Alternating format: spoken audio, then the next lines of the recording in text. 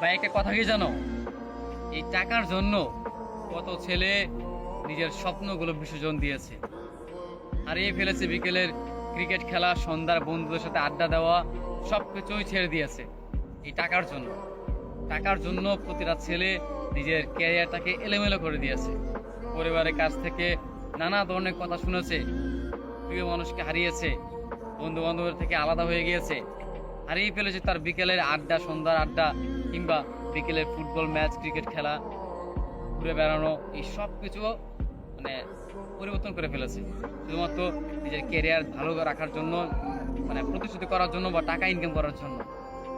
আসলে সময়ের সাথে সাথে সেই ছেলেটা পাল্টে গিয়েছে। যেই ছেলেটা একটা সময় ক্রিকেটে আসক্ত ছিল, যেই ছেলেটা একটা সময় কোনো একটা মেয়েকে ভালোবাসতো, যেই ছেলেটা একটা সময় সবসময় বন্ধুদের নিয়ে আড্ডায় থাকতো, ঘুরে বেড়াতো, আজকে টাকার জন্য সে তার পরিস্থিতি পাল্টিয়ে নিয়েছে।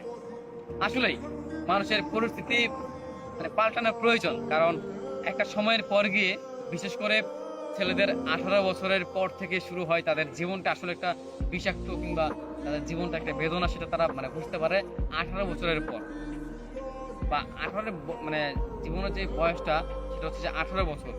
তার আগে যে মুহূর্তগুলো, সেগুলো মানে খুব ভালো কাটবে, কিন্তু জীবনে যে 18 বছর যে পার হয়ে যাবে, কিংবা এই বছরটা যখন মানে পার হয়ে যাবে, ঠিক তখনই প্রতিটা ছেলে কিংবা প্রতিটা মেয়ে, তাদের কাছে মানে তাদের জীবন একদম বিষাক্ত মনে হয়। তাদের একদমই মানে নিজের জীবনটাকে তারা মানে ভালো লাগে না। প্রত্যেকটা জায়গায় কষ্ট, মানে অপমান, নিজের ভালো থাকা হয়ে ওঠে না, মানে সব দিক দিয়ে মানে কেন যেন মানে প্রবলেম তৈরি হয় এই 18 বছরের পর।